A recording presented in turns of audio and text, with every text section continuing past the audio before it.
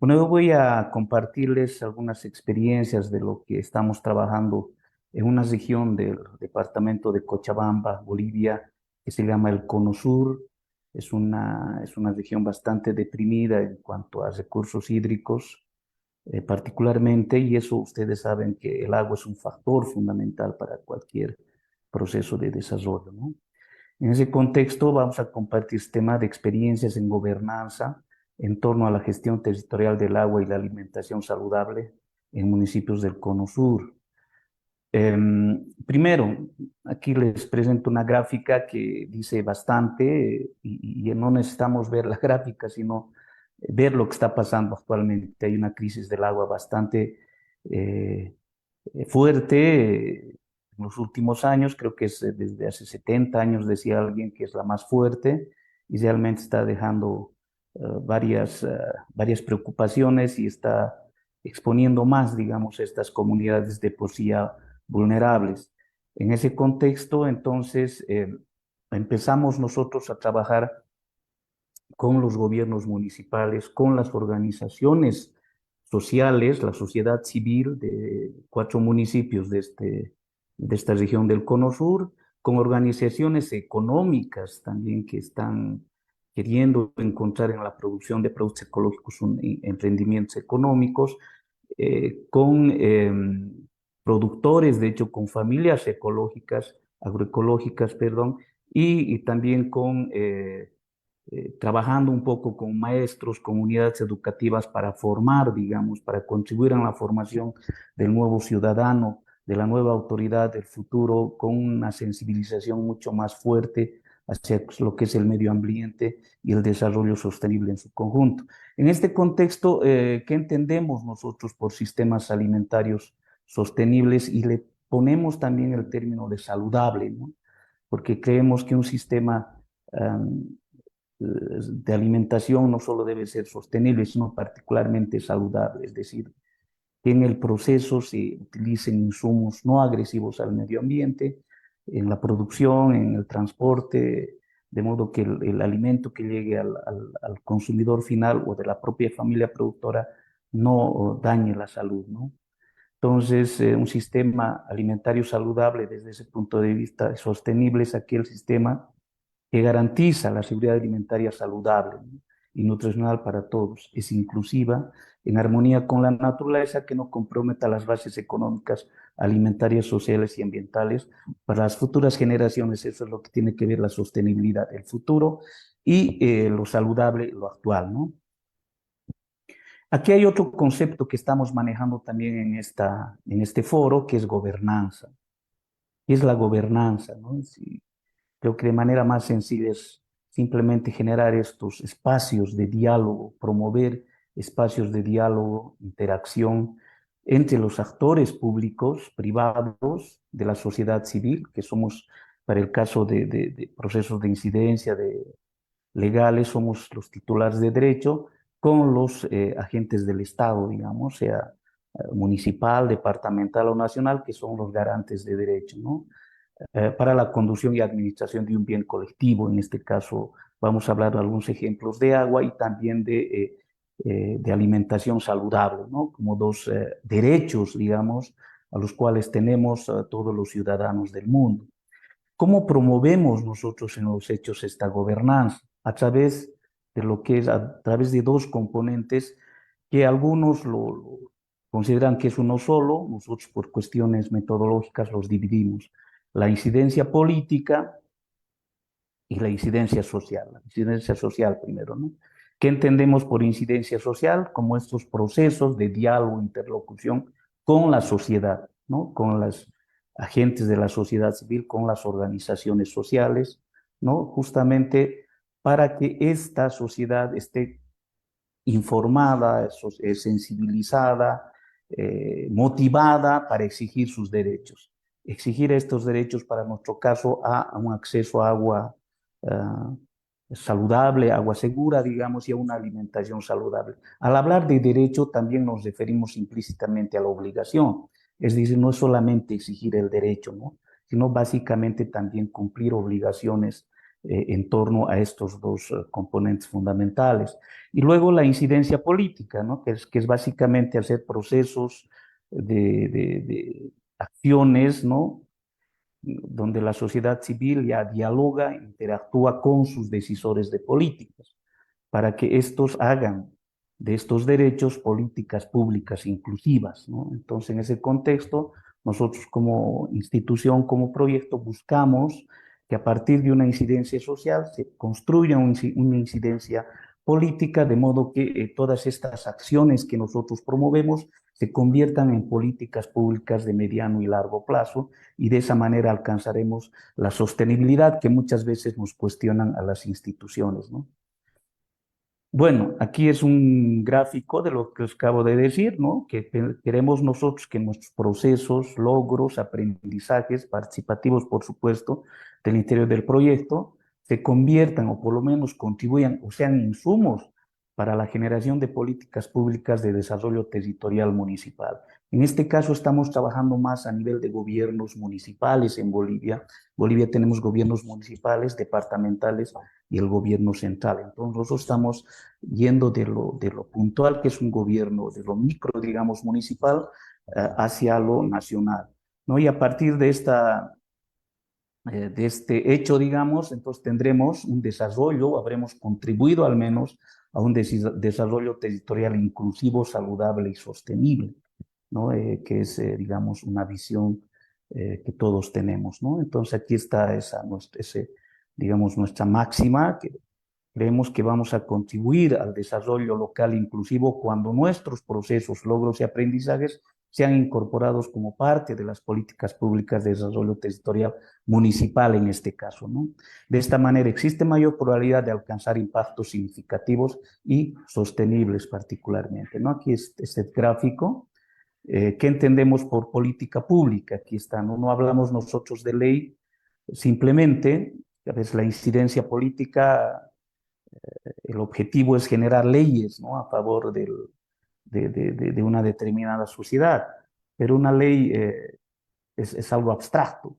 Si no tiene una reglamentación, y esta reglamentación no tiene un plan, una estrategia, un programa, entonces no va a ser operativo. Y si esta estrategia no tiene un presupuesto, tampoco se va a poner en marcha. Entonces, cuando tenemos estos tres componentes, ya estamos hablando de una política pública, ¿no? En este caso, el gráfico habla de irradiación a los modelos de desarrollo territorial, que son los modelos que ahora están asumiendo por ley los municipios de Bolivia. Son modelos de desarrollo de 5 años, ¿no? Con una visión de 5 años donde queremos incidir de manera activa y directa. Ahora, en este proceso, entrando un poquito antes a los aprendizajes, habíamos empezado nosotros promoviendo acciones de incidencia en una visión lineal vertical, ¿no? Es decir, eh, reflexionando, sensibilizando con el grupo incidente, generando evidencia para la incidencia. Esto también, si no tenemos una evidencia contundente respecto a una problemática o un derecho, tampoco vamos a poder incidir. Luego, esta incidencia social también del grupo incidente requiere una incidencia social entre sus pares, es decir, generar más apoyo.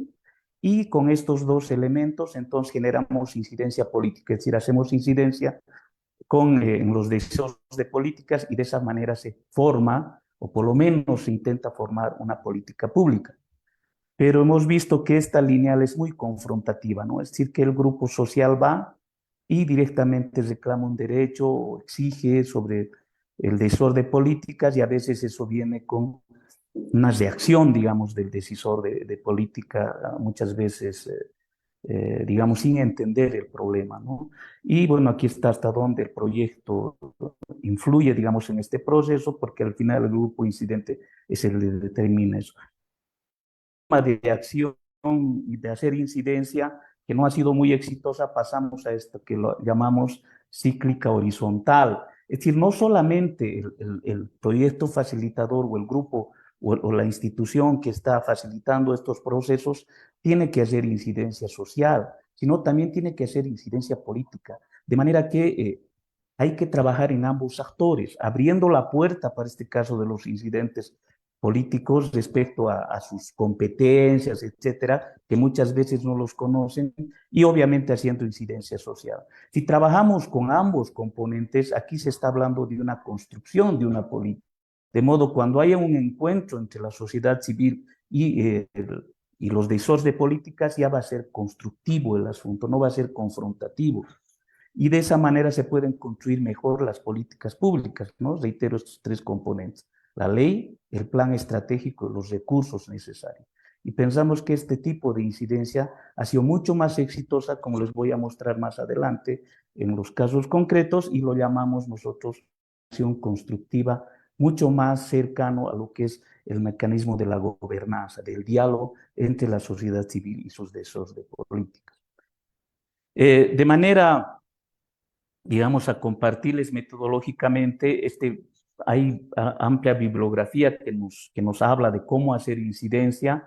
Nosotros en la práctica hemos identificado 12 pasos o etapas del proceso de incidencia que no necesariamente son subsecuentes, es decir, no es una escalera, ¿no? Primero esto, después esto, sino por la misma dinámica política, etcétera, de la misma población económica, puede empezar uno, pasar a la etapa 7, volver a la etapa 2, etcétera, pero sí es necesario que estén estas 12, ¿no? Uno que es la definición del grupo incidente, es decir, nosotros que queremos hacer el proceso de incidencia, quiénes somos, ¿no? ¿Por qué queremos hacer eso? La definición del tema, obviamente, o la justificación, lo que les hablaba de la evidencia. Si no tengo una evidencia concreta, no puedo yo hacer evidencia. Es negativo hacer, o por lo menos no va a ser exitoso hacer incidencia sin tener la evidencia en mis manos, una evidencia además sustentable, construida con la población social, ¿no? Luego, la definición del contexto legal normativo en el que quiero hacer incidencia, cuáles son las competencias del municipio, del departamento, de lo central respecto a mi proceso de incidencia. Luego, tengo que hacer una propuesta de incidencia, ¿sí? Yo no puedo simplemente exponer mi problema, sino tengo que tener una solución alternativa a mi problema, con cuál hacer incidencia. Es decir, los blancos de incidencia, probablemente muchos de estos ustedes ya lo conocen. El mapeo de actores es importante: quiénes están a favor de nuestro tema de incidencia, quiénes están en contra. Las redes y alianzas, que son fundamentales. Es imposible hacer un proceso de incidencia solos. La planificación del proceso, de la estrategia, qué herramientas voy a utilizar.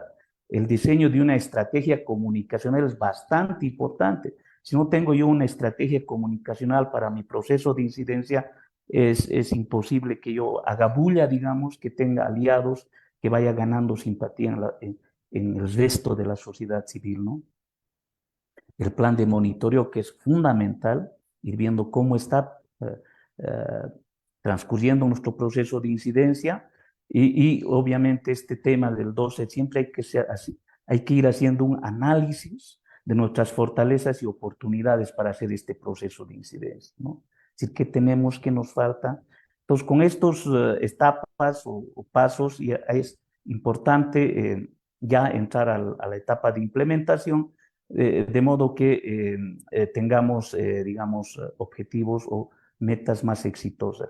Bueno, a este proceso también hemos experimentado en las experiencias que tenemos varias herramientas para eh, llevar adelante esos pasos que les acabo de mencionar. Están los lobbies, eh, este tema de abogacía, que muchos también confunden. Bueno, dicen, ¿no?, que incidencia política es lo mismo que abogacía. Nosotros vemos que no, que la abogacía tiene mucho más que ver con un asesoramiento legal, digamos, para el proceso. No podemos hacer incidencia política sin un asesoramiento legal. Agendas legislativas también es una forma de incidencia, es decir, cómo podemos hacer una microincidencia en que el Consejo Municipal, que es el hacedor de leyes, tenga en su agenda legislativa los temas de interés, digamos, ¿no?, que queremos. Generalmente los consejos legislan sobre cemento, infraestructura, Entonces es necesario conversar con ellos para que también legislen en medio ambiente, en alimentación saludable, ¿no? Entonces otra estrategia, conversatorios, es fundamental convencer a los que ya estamos convencidos y a otros sobre la importancia de los temas, las cumbres municipales como espacios de diálogo, ¿no? Y esta cumbre es una muestra del paso de la incidencia vertical que les decía a la incidencia cíclica horizontal. Entonces, aquí en las cumbres municipales ya se ve la participación del gobierno municipal y de las sociedad civil y sus organizaciones. Entonces, ya es un diálogo que permite, digamos, generar espacios de construcción de leyes mucho más, o de políticas públicas mucho más eficientes. La vocería, si la capacidad de convencer, los intercambios de experiencia, como les voy a mostrar más adelante, realmente han sido herramientas muy útiles para convencer, digamos, a los decisores de política sobre la importancia del tema que estamos queriendo abordar. Bueno, las firmas de actas y acuerdos, particularmente en los municipios donde trabajamos, las organizaciones locales tienen bastante peso sobre el decisor de política.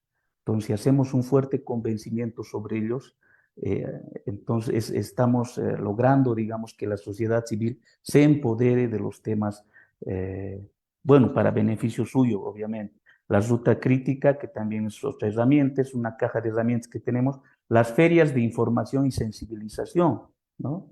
Que también hacemos con los actores que estamos involucrados en estos procesos de incidencia. Y finalmente también hemos explorado, pero no les hemos aplicado afortunadamente, dos herramientas que la ley boliviana por lo menos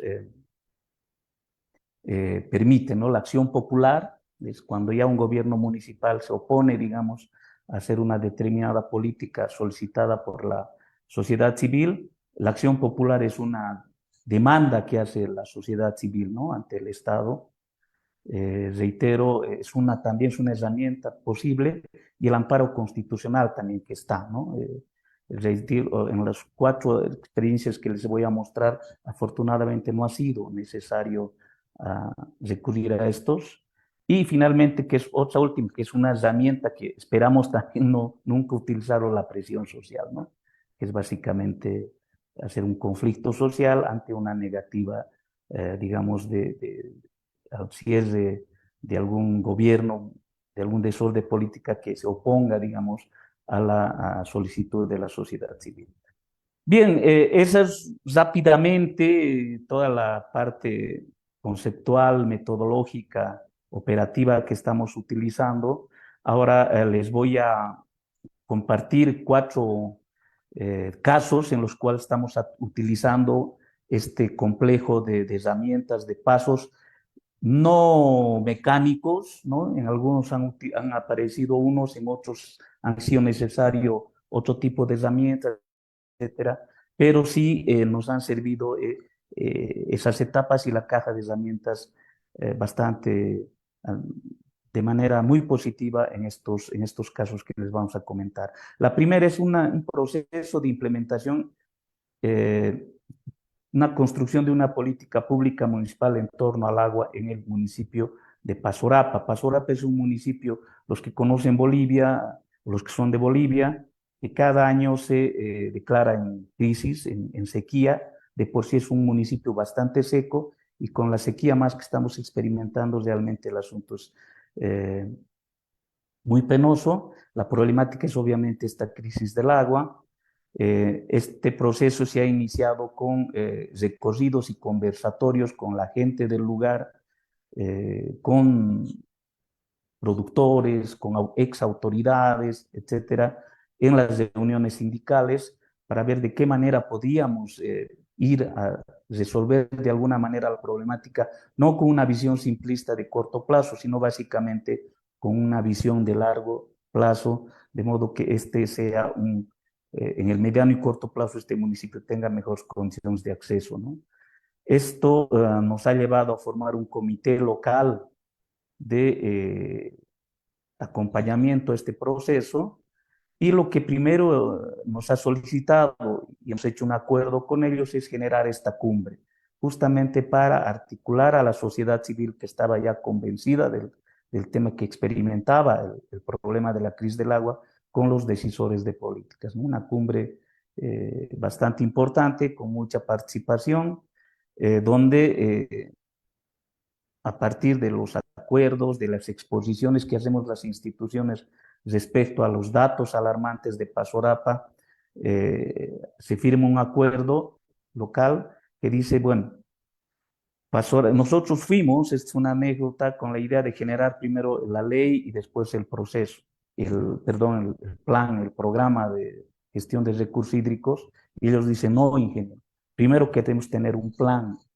un proceso, un programa de gestión de nuestros recursos hídricos y eso lo vamos a convertir en ley y en política pública, ¿no? Entonces, esa fue la gran conclusión de este evento y a partir de eso, bueno, hacemos un acuerdo con ellos, con la organización local, particularmente con la Central Campesina, para hacer conjuntamente un estudio de los recursos hídricos, ¿no? Y empezamos a recorrer todo el campo, todo el territorio pasorapeño para identificar las potencialidades, las debilidades de sus recursos hídricos.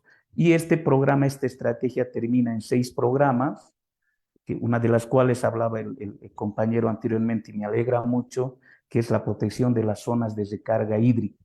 Muchos estamos chequeando la cuestión del agua solo aquí abajo, en la fuente de agua, y no estamos preocupando por ver dónde se produce el agua, dónde se acumula el agua, dónde se infiltra el agua, que son las zonas de recarga hídrica, y como nos presentó en alguna diapositiva el anterior disertante, estas zonas están totalmente, en algunos casos, deterioradas y no están cumpliendo a cabalidad esta función de recarga hídrica, por tanto, las fuentes de agua se están secando paulatinamente. Entonces, este es un tema que hay que abordarlo con mucho cuidado y con mucha urgencia, cuidar nuestras zonas de recarga hídrica, ¿no? Y el resto de los componentes están lo que es agua para consumo animal, etcétera, lo que diríamos comúnmente.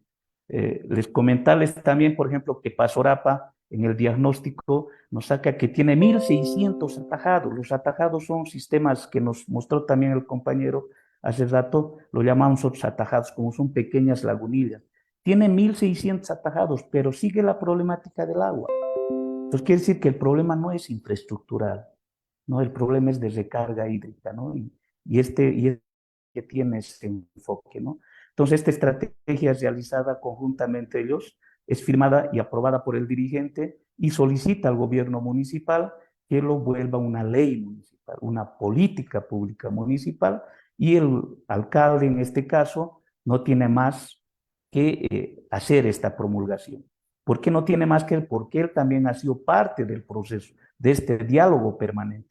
Y otra cosa interesante, este es el alcalde que estaba saliendo en ese momento y el alcalde que estaba entrando. Son de 2 partidos políticos oponentes, pero al final, como era una decisión de la sociedad civil, ellos aprueban sin ningún tipo de oposición, ¿no? Entonces, esa es la ventaja de las políticas públicas municipales. Son políticas de Estado municipal, entonces cualquier gobierno municipal que entre está en la obligación de continuar, de implementar ese proceso, ¿no? Este es el reglamento, eh, perdón, la ley, su reglamento, después ha sido ya realizada. Entonces aquí ya tenemos una política pública municipal. Está la ley, está el reglamento, está la estrategia, se llama Plan Estratégico Municipal de Gestión Integral de Recursos Hídricos, tiene una visión de 10 años, ¿no? Y tiene el presupuesto, obviamente no disponible, pero sí hay una estrategia presupuestaria para poner en marcha. Entonces aquí tenemos ya una política pública municipal que es legal y es operativa, ¿no? Entonces simplemente es impulsar su implementación y según la ley, el reglamento, por ejemplo, dice cómo operativizamos eso, tenemos que formar un grupo local impulsor de esta política pública. Y aquí está la cabeza del alcalde, se ha posicionado este grupo impulsor y ya ellos están gestionando estos 4 proyectos en el marco de este programa, ¿no? Con sus montos. Entonces, de modo que esta política pública ya está en funcionamiento, ¿no? En este momento se está gestionando los recursos y ya son dos que básicamente casi están ya aprobados para que sean implementados, ¿no? Ese es para el caso de Pasorapa, otro municipio en el que trabajamos también en el tema del agua, es en Pojo, un municipio un poco diferente a Pasorapa. Aquí sí la política pública es de protección, conservación y manejo de zonas de recarga hídrica. El problema central aquí en Pojo es que año tras año lo mismo sufre crisis de agua, ¿no? De modo que sus autoridades, sociedad civil, ven que un verdadero desarrollo territorial tiene que partir a partir de la disponibilidad de agua. Y ellos mismos dicen, no, hacer más infraestructura ha sido en vano, ¿no? El problema no es infraestructura, el problema está más arriba.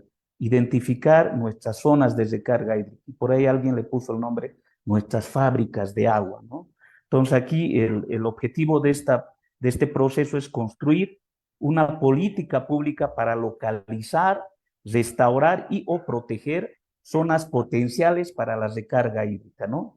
Entonces, del municipio, ese ha sido el objetivo, para los que más o menos un gráfico que nos va a permitir entender qué son estas zonas de recarga hídrica, ¿no? Es una verticalidad cualquiera.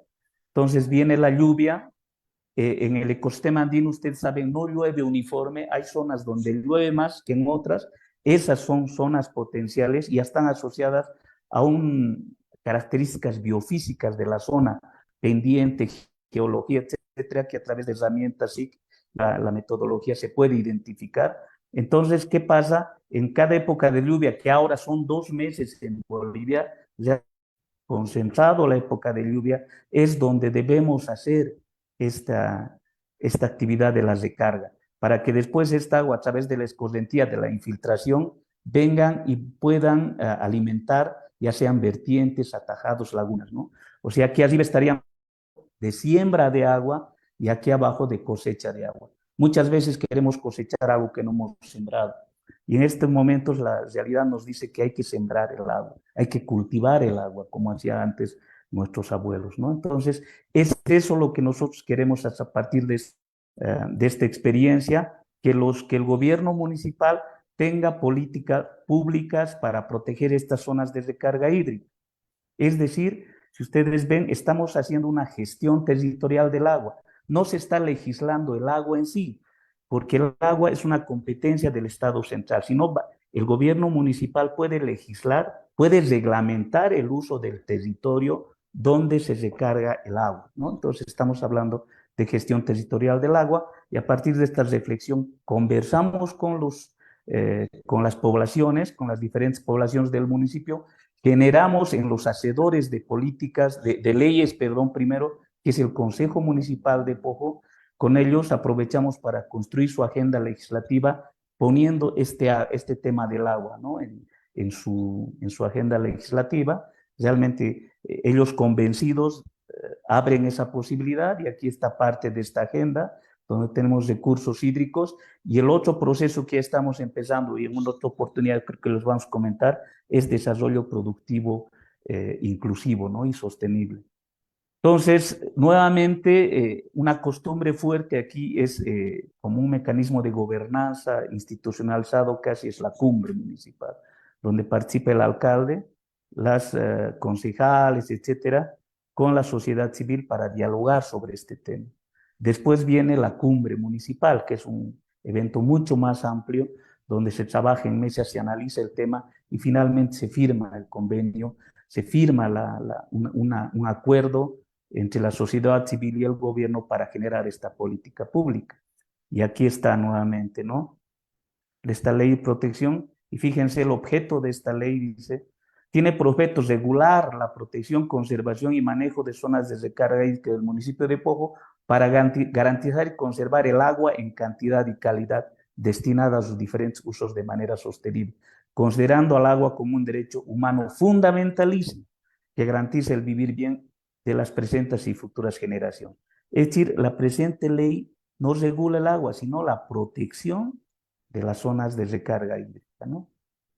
Las zonas que hace rato el compañero también nos mostró, viene el reglamento que igual son procesos altamente participativos, el reglamento es socializado y legitimado por las organizaciones civiles y en este momento, en este proceso estamos, ya tenemos la ley, tenemos el reglamento, se ha socializado el reglamento, ahora lo que nos falta es elaborar la estrategia, el plan municipal de protección de las zonas de recarga hídrica. Con esos tres componentes vamos a tener la política pública, ¿no? Recién estamos lanzando la licitación del gobierno municipal para hacer este estudio de protección, este plan municipal, este programa municipal de protección de zonas de recarga hídrica. Pero no obstante, el alcalde realmente es una autoridad muy dinámica, muy viva, ya solamente con la ley municipal ha conseguido varios proyectos. Es decir, tengo esta política pública municipal, ha ido al Estado central y ha conseguido ya proyectos sin todavía estar completada digamos, la estrategia en su conjunto, la política pública, ¿no? Entonces, pero sí ya está haciendo gestión con este proceso que ha sido altamente participativo.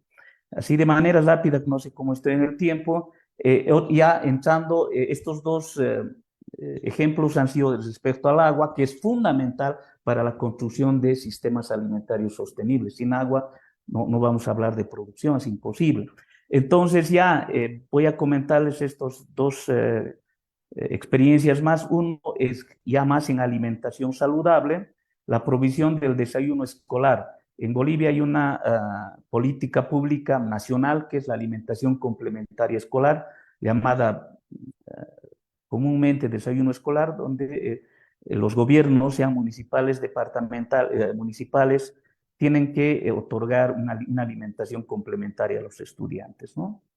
En este caso, en el municipio de Totora, que es otro municipio donde estamos trabajando, hay una organización que se llama Asociación de Productores Ecológicos de Totora.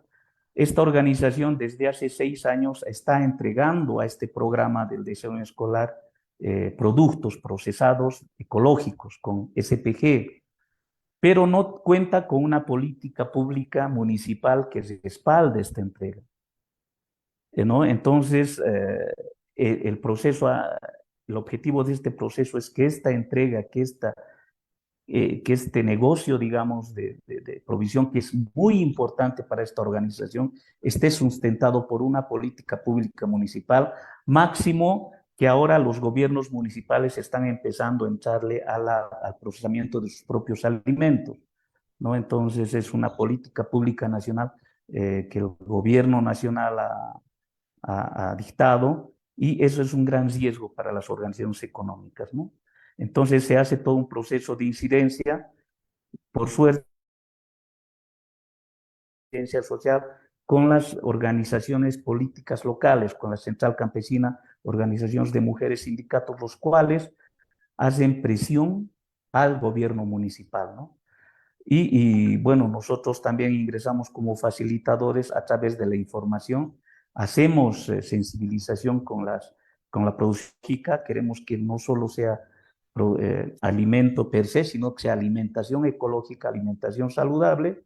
Entonces se van generando este tipo de prácticas de procesamiento de alimentos saludables. Principalmente, como es una ley orientada a las unidades educativas, se hace con las unidades educativas, con los profesores, a través de la implementación también de huertos escolares, se trabaja, se habla con ellos acerca de la alimentación saludable, se hace la incidencia social también respecto al tema con las autoridades sindicales, etcétera, para fortalecer este proceso hasta llegar a la cumbre, a una cumbre que se llama Cumbre de la Alimentación en Totora, ¿no? Entonces hace esta cumbre donde tiene que ir sí o sí el gobierno municipal. Entonces aquí se logra promulgar la ley, les voy a hablar de manera rápida, y empiezan, bueno, se fortalecen las entregas, se hacían, pero esta vez bajo una ley. Y fíjense aquí en el artículo 33 dice, organizaciones económicas locales, es lo que es la PRAET, como ofertantes de productos al programa de alimentación complementaria escolar. Es decir, que ya están con una ley con una normativa esta entrega. Ya no es una concesión, digamos, del gobierno municipal, sino es una ley municipal a partir de este proceso de incidencia. Por tanto, de esta manera hemos contribuido también a una transformación paulatina hacia sistemas alimentarios saludables, porque esta organización oferta productos ecológicos, ¿no? Entonces, esa es una... Y este es para que más o menos sepan un poco del impacto de esta política pública, que realmente son ingresos bastante fuertes para la organización, ¿no? Hasta el año pasado, más o menos estamos hablando de unos 120.000, $150.000 año de ingresos, que para una organización de ese tipo es bastante fuerte, y la idea es también explorar esto hacia otros municipios, ¿no?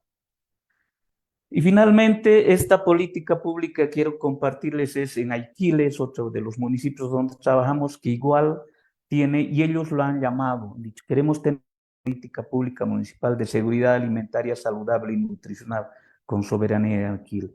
¿Cuál es la problemática? Siempre un proceso de incidencia se empieza analizando la problemática, ¿no? La alimentación poco saludable, especialmente de los jóvenes, relación peso-talla no adecuada en niños jóvenes, etcétera, incremento de enfermedades, diabetes. El programa ACE, que les decía, está desconectado del desarrollo.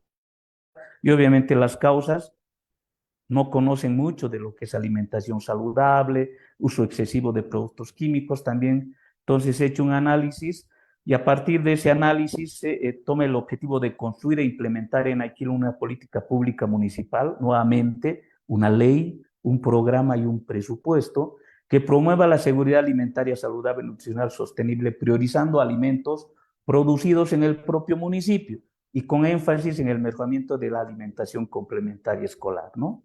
Hay mucha preocupación de los padres de familia por sus hijos, por tanto, estas dos leyes de Aiquile y Totora en este caso están enfatizados en lo que es el desayuno escolar o la alimentación complementaria escolar. Aquí lo interesante es que a partir del diálogo entre nosotros como institución facilitadora y los actores locales, decidimos formar un grupo local de incidencia en políticas públicas, conformado por representantes del Consejo Municipal, de la Unidad de Desarrollo Humano del Gobierno Municipal, Desarrollo Productivo, organizaciones sociales, educación, salud, el TEXA, que es un instituto, y nosotros como entidades facilitadoras, Agroecolandes, Radio Esperanza y una institución que se llama Sanati. Entonces se forma un grupo para hacer un grupo motivacional, digamos, que encabece este proceso. Se hacen 4 conversatorios donde este grupo invita a expertos, nosotros mismos investigamos, llamamos a la sociedad para ir sensibilizando y reflexionando respecto a la importancia de esta normativa, hasta el 4 de abril, que es el 4.º conversatorio, y decimos ahí, como es seguridad alimentaria, está relacionado, dicen, con la alimentación tradicional de nuestros abuelos,